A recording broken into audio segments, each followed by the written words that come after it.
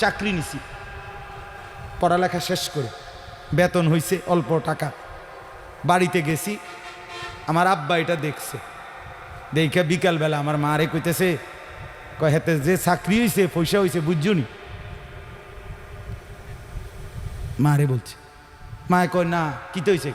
ক টুপি দেখছো না, টুপি দেখো না, রঙ্গিলা টুপি পিনছে, বুঝাই তো যায় ভূতের বেতন হইছে, চাকরি হইছে।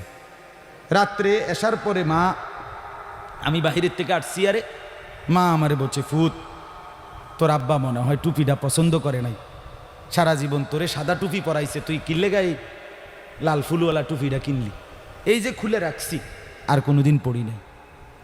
বাবার নজর, মার নজর, আমার ভাই বাপ মার সেই আদর সোহাগ।